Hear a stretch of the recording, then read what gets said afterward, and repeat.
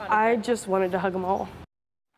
Well, that is Taylor Moore Brune. She is Waylon's mother. Last week, we told you about how the 2-year-old fell in the family's pool and he was saved by first responders. But as 10 TV's Lacey Crisp explains, due to staffing shortages, response times to incidents like this may increase. Yeah, well, Waylon is now strong and rambunctious, but his mom tells me it's hard to think about what would have happened if first responders hadn't gotten there in time. This could happen to somebody else.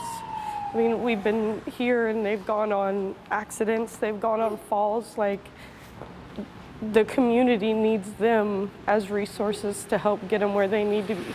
It brings tears to Mom Taylor Moore Brune's eyes when she thinks about those who helped save her son Waylon's life. And when 3 of them came to the parade for him, I couldn't stop hugging him. I couldn't stop thinking. Back in May, sneaky little Waylon got away from Mom for just a couple of minutes. That's all it took for him to find his way into the pool. He was lifeless. He didn't have a heartbeat. He didn't have anything. So I passed him on to Dad. Dad started CPR. It only took Newark firefighters and paramedics a few minutes to respond and rush Waylon off to the hospital, likely saving his life. It now may take longer for a response. Because of staffing issues, the city has been filling firefighter shifts with overtime. City leaders have decided not to staff those open positions. What does that mean to your residents? In simple terms, it means they're less safe. With less trucks, with less firefighters, that means that they're at increased risk. Response times are higher, much higher in some cases. According to the union's president, Newark Fire Department should have 84 firefighters. For the first 4 months of 2023, they were short 14. The last time the department was fully staffed was May of 2022. That only lasted 4 days. While the city budgeted $700,000 for overtime to fill those vacancies, that money is now gone. Overtime has been used to supplement that staffing because that was what was determined was the lowest amount that could safely protect the citizens.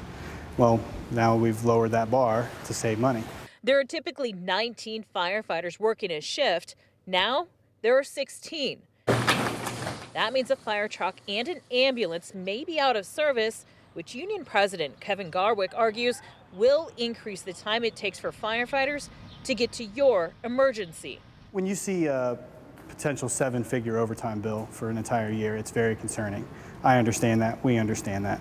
We're not saying it's not a big deal to spend $1 million in overtime. It is.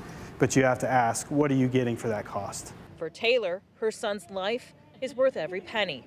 We need firefighters. We need the EMS. If we didn't have them when he had his accident or was able to get us to the hospital as fast as they did, who would know if he'd be here today?